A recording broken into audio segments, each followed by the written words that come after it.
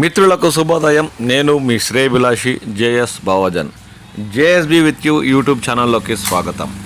ఈ ఏడాది తోతాపురి మామిడికి గిట్టుబాటు ధర లేని సమయంలో రాష్ట్ర ప్రభుత్వం స్పందించి రైతులకు రాయితీగా టన్నుకు 4,000 ప్రకటించిన విషయం తెలిసిందే.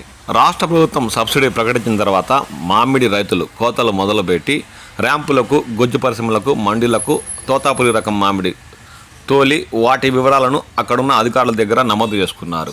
ఈ విషయం కూడా మనకు తెలిసిందే. ఇప్పుడు మామిడి సీజన్ పూర్తయిన సందర్భంగా రైతులు అధికారుల వద్ద నమోదు చేసుకున్న వివరాలను మళ్ళీ సరిచూసుకోవాలని కోరుతూ చిత్తూరు జిల్లా పులిచెర్ల, రుంపిచెర్ల మండలాల్లోని ఆర్ఎస్కే కేంద్రాల వద్ద సరిచూసుకోవాలని ఇప్పటికే ఉద్యాన శాఖ అధికారులు పేర్కొంటున్నారు.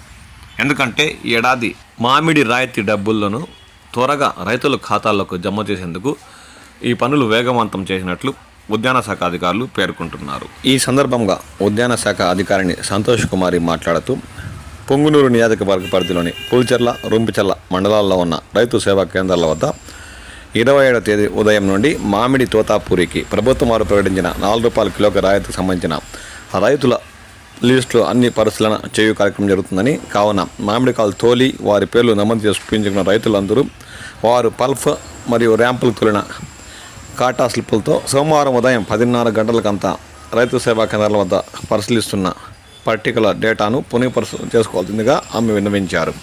3 రోజుల పాటు ఈ కార్యక్రమం జరుగుతుందని, కావున మామిడి రైతులు ఈ అవకాశాన్ని వినియోగించుకొని ఏమైనా మార్పులు చేర్పులు ఉంటే చేసుకోవాలని ఈ సందర్భంగా ఆమె రైతులకు సూచించారు. ఈ విషయాన్ని రైతులు గమనించాలని ఆమె కోరారు.